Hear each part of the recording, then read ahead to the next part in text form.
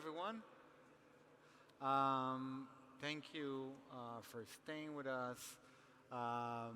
We're going to talk about a subject that is very, very close to my heart for a very long time. Where is the noise coming from? Yeah, very close to my heart, and it's community currencies. Where is it from? Okay, I don't know. Maybe it's here. Okay. So community currencies are with us in the past, I guess, hundreds of years already. And it's not something new, right? Like a lot of people have been using it for years in a lot of different locations around the world. But they kind of like having a comeback, I feel now, with crypto. And while investing in the space and community currencies myself in the past maybe 15 years, lots of different models, I'm very happy to have you here with me talking about different models, where it's going, what's new. So maybe you'll start with introducing yourself. So Fennie, go ahead. What you're building. Yeah. Hi, I'm Fennie. I'm working on Humanity Cash. So we are building a platform for communities to issue their own community currencies with their local banks. So that could be community banks, credit unions, and working with local community organizers. So we've released our first community currency called Brooke Shares, which is a legacy community currency that circulates in the Berkshires region of Massachusetts. So we're pretty excited to be able to work with the folks there on the ground. And my name is Ashley Taylor. I'm one of the co-founders of Resource. So Resource is a Web3 banking alternative for communities. And basically the way that it works, it's based upon a system called mutual credit that doesn't require any fiat currency to get started. Basically, if you imagine the three of us as having resources and skills, we all start at zero in the mutual credit currency. And when we start to offer our skills and services to each other, that's actually how the currency is generated. All right. So myself, I started Colored Coins, which was the first protocol on top of Bitcoin in 2012 for digital assets, and then built Celo and a lot of other protocols. I now run Node Capital, which is a venture fund. Yeah, very happy to be here in Celo conference. So maybe we kind of like talk about what is a community currency, right? There are so many currencies out there, so many tokens. What is a community currency for you? And maybe a little bit connected to historical community currencies?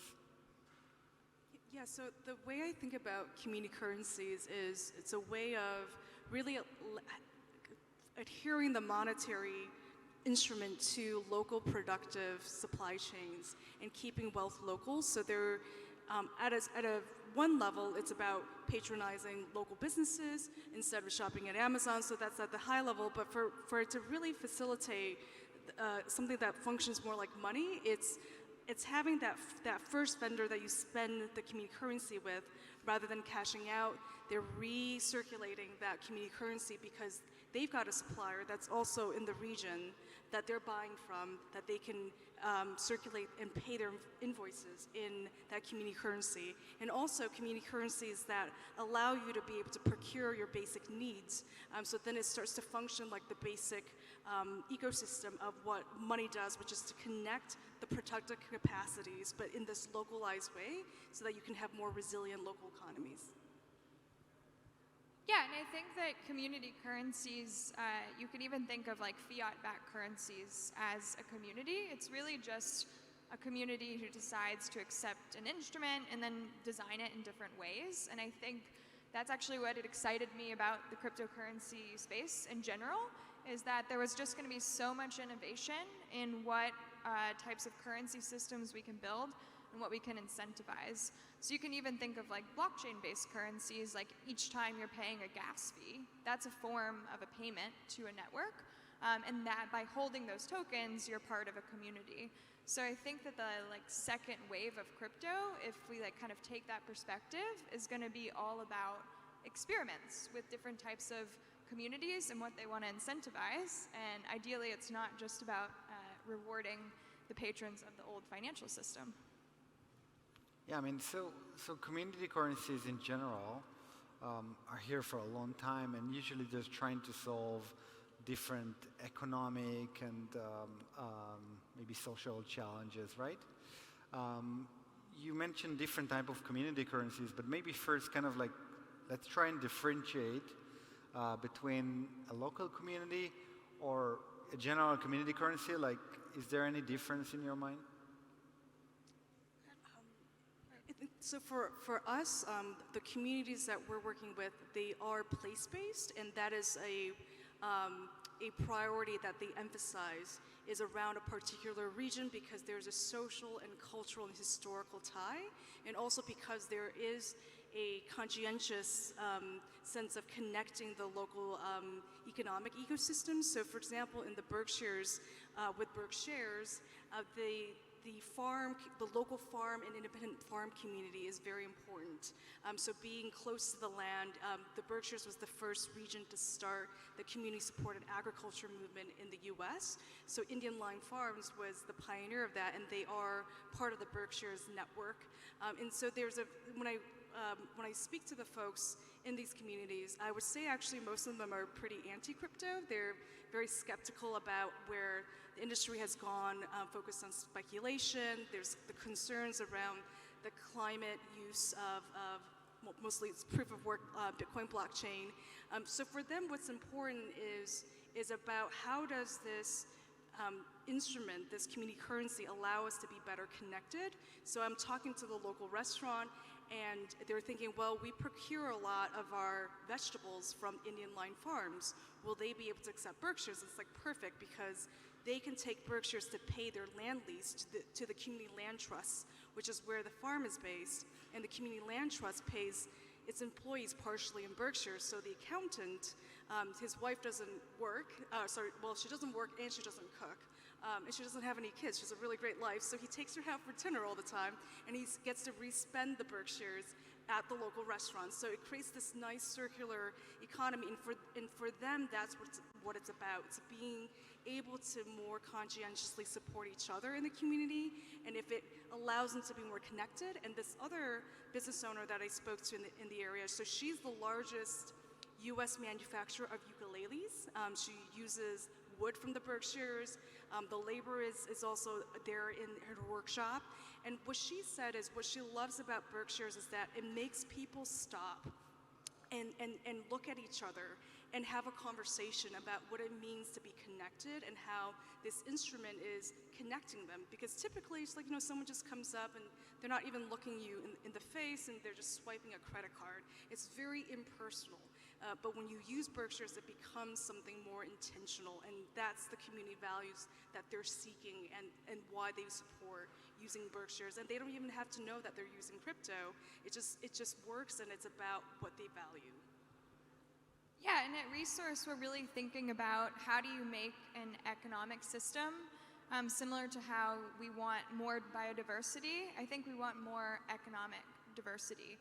We want a bunch of different models. We want exactly what Fennie is explaining, where we have a bunch of local communities with their own local currencies, but we also have a bunch of digital communities with their own digital communities. And we have a lot more options, flexibility, and different systems that we can join that align with our values, and so we don't have to have this monoculture of currency anymore.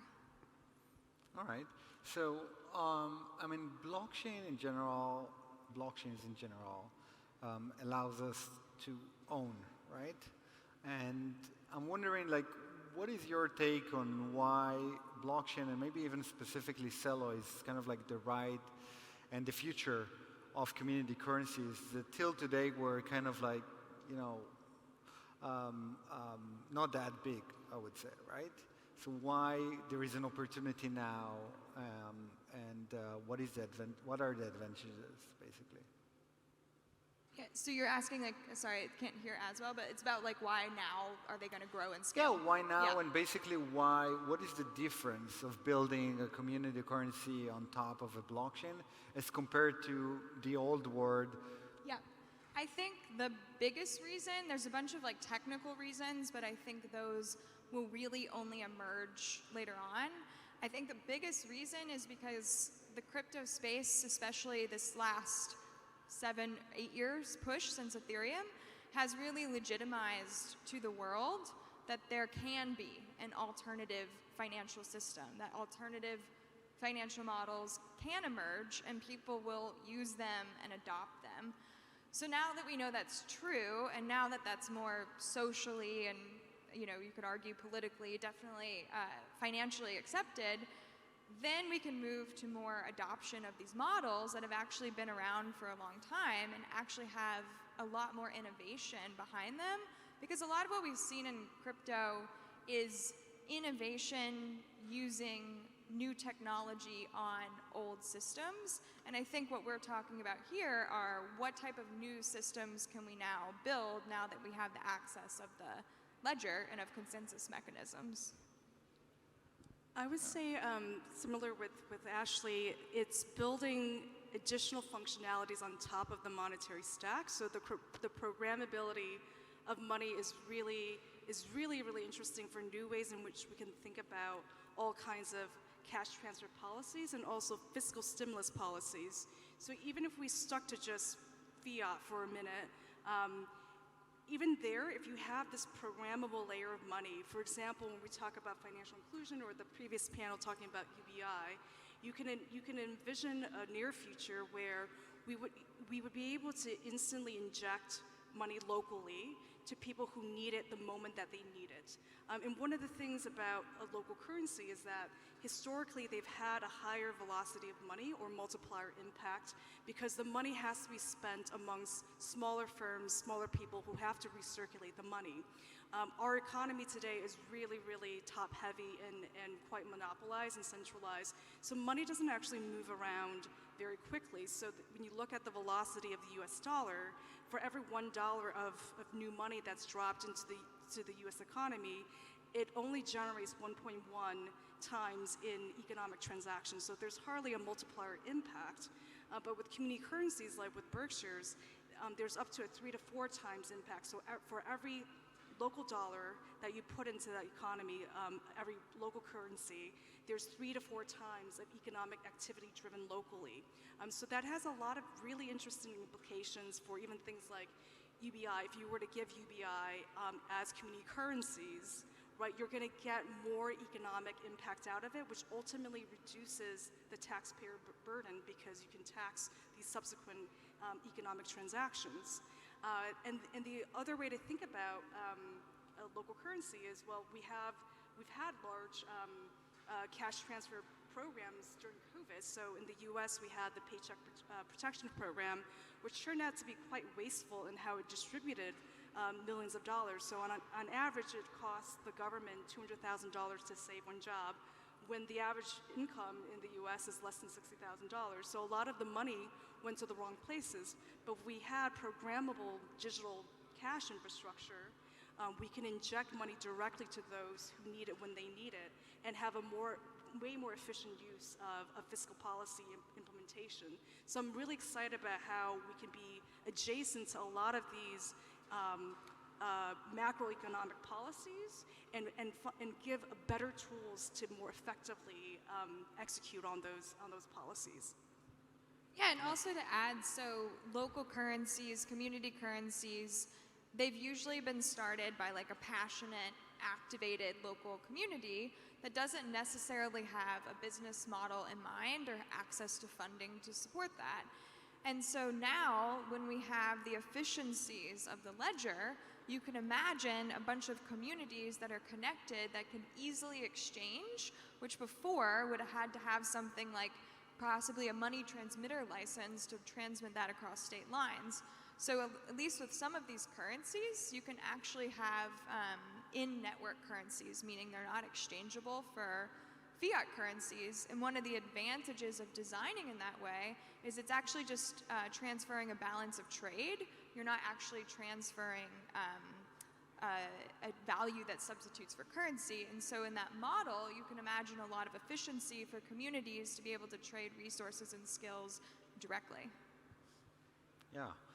So to me, I think that one of the most interesting things that we could do right now is basically creating a sense of ownership, right? Like till today, all community currencies, all city coins, we're incentivizing stuff and kind of like only counting on the goodwill of the community, right? Like do good, support your local economy, all of those use cases. But I think that the real strength of a community currency is where, you know, I can earn something from the success of my community as well as doing good for the community. And I think that when you're combining those two together, this is where you have a really powerful model as well as community. But let's a little bit talk about the adoption challenges because, you know, it's relatively easy to sell in crypto to crypto people, right? And develop a protocol where all of the users are crypto users. But you guys are selling to people who have maybe no idea that they're using crypto blockchain on the back end. So can you tell us a little bit about that? Sure, yeah. I mean, I think this is the challenge that motivates me. I think that the crypto space as a whole is designing a lot of things that are addressing people who already have like a finance or technical background. And it has this kind of like irrational assumption that all of a sudden everyone is going to wake up and have those interests or have those skill sets. And so I think that this is exciting because it's actually meeting people where they're at instead of having this assumption that people need to suddenly change and adopt to the space. And I think that one of the biggest things crypto can do to bring more people in the space is to actually find revolutionary kind of social impact communities of people that are already like doing a lot of the work that actually aligns with a lot of the deep values of crypto, and designing tools and designing education and materials that really make sense and work for them. So at Resource, that's totally what we've seen in terms of adoption.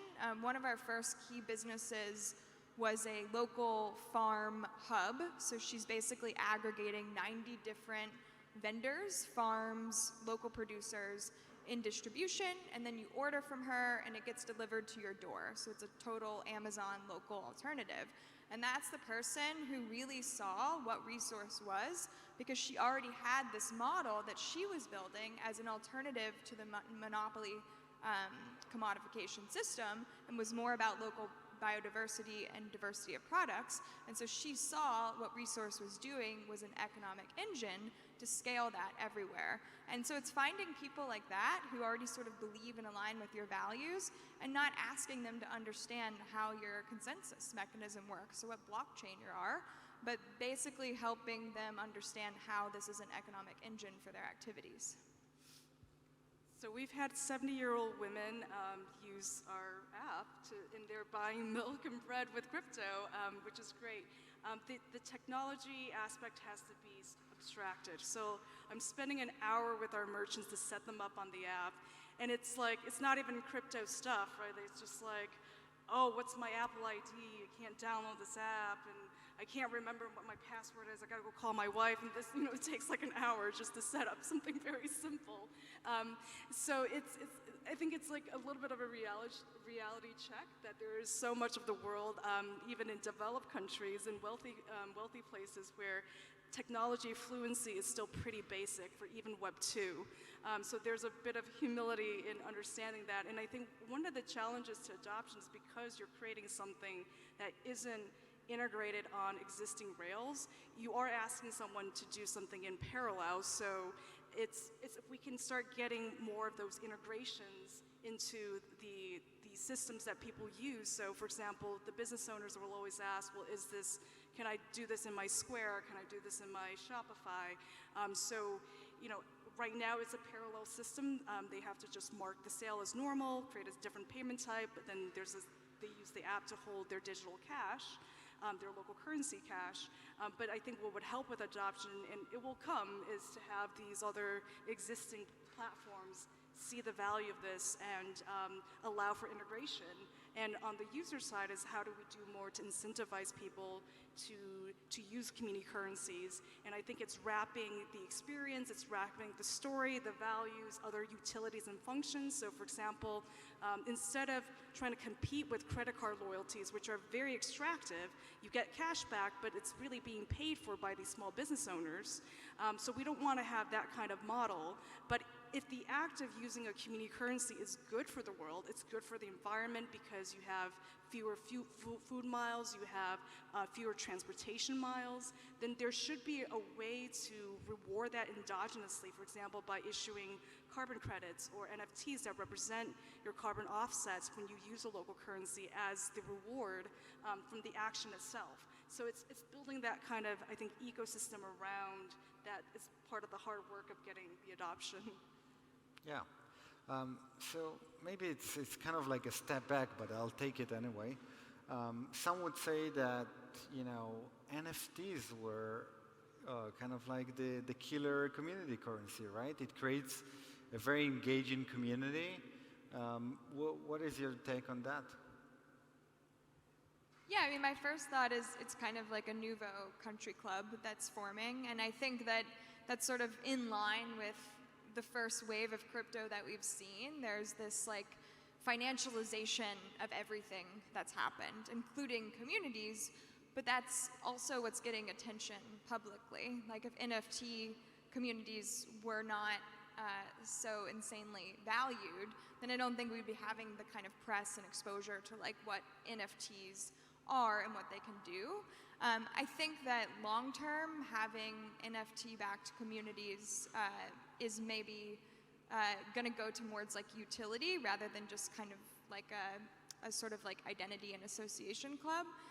Because I think that the real utility of NFT-backed communities or community currencies will really be like how do we actually like organize our resources and create things together, not just like how do we like all say that we're part of this thing and then like what does that really mean? So I think that that will kind of define what aspects people continue to develop, like what they're actually able to do as part of a community. Yes, so with the communities I work with, again, they're very crypto skeptical, and it's part of, you know, telling them that there's an opportunity to reclaim the technology, because technology it's a tool. It could be used well or it could be used poorly, and there's a chance now at this moment to say, well, if I don't like the way something is going, I can also use these tools and refashion them in a way that supports my values. I mean, I was talking to an artist collective in one of these communities, and I mean, he wrote me back and was like, let me tell you how I feel about NFTs. I hate them.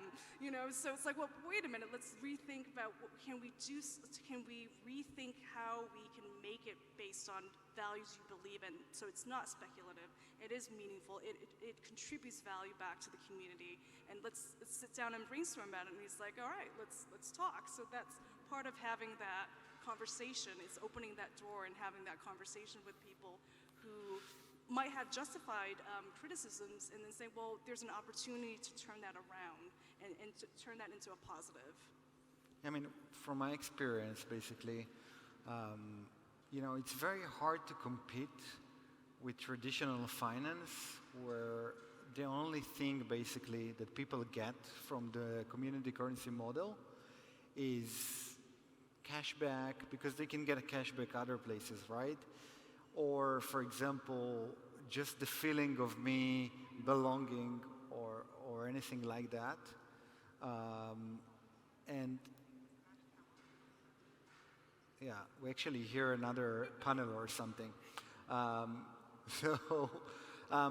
I mean, so I really think that what we're going to see is basically more and more. From one side, you have NFTs, and you talked about speculation, right? They're basically speculators. And on the other side, we have local communities like you guys are developing, where there is a lot of good faith in it, right? And I think what we're going to see in the future is kind of like a good combination, a good mixture of both. Because this is basically utilizing, some speculation, which means I'm part of the community. I will have something in it if the community has been successful and I invested in it, as well as on the other side, I'm doing that because I want to be part of the community and I want to help the people I live with or also Bored Apes, right? So I think the combination is very, very powerful.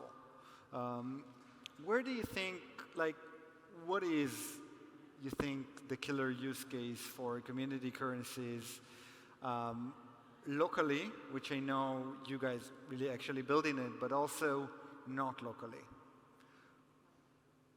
Yeah, I mean, I think it's the ability for communities to issue their own credit, which is essentially what Resource is created to do. So communities are basically able to say that they have products and services and turn that into a stable credit, which is different than a stable coin because they didn't have to buy it.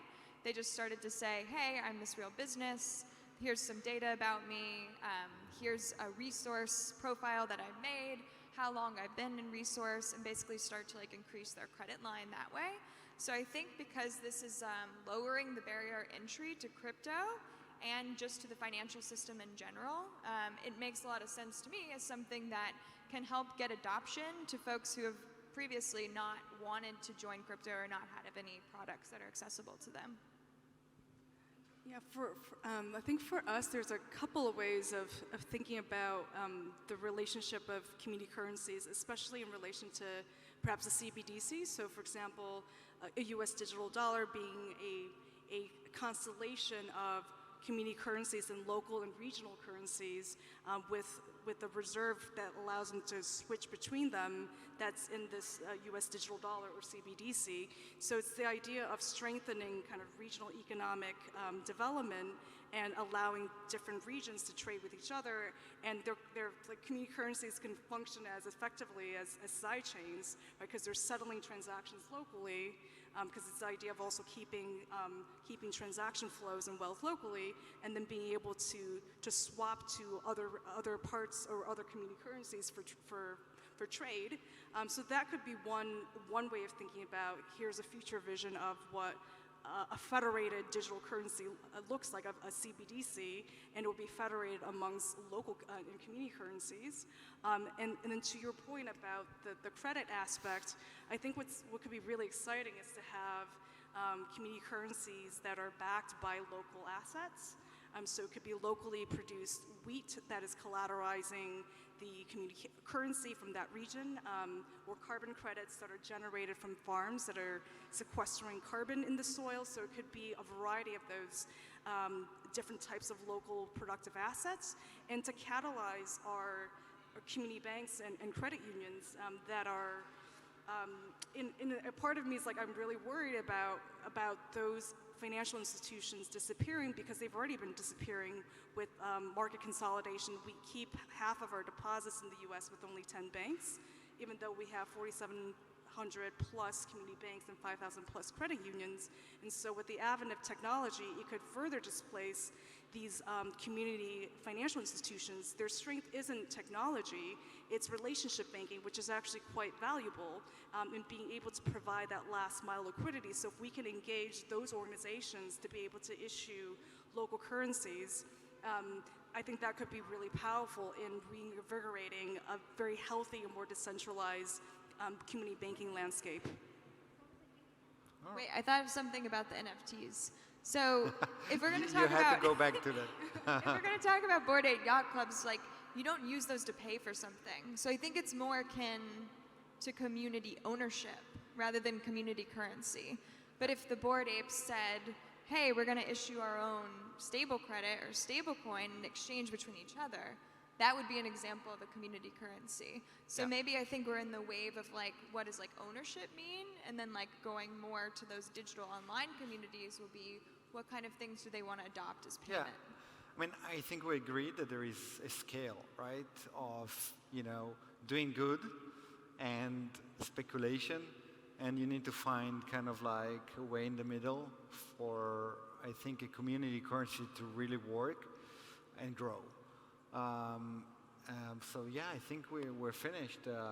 Thank you, everyone. Thank you very much. Yes.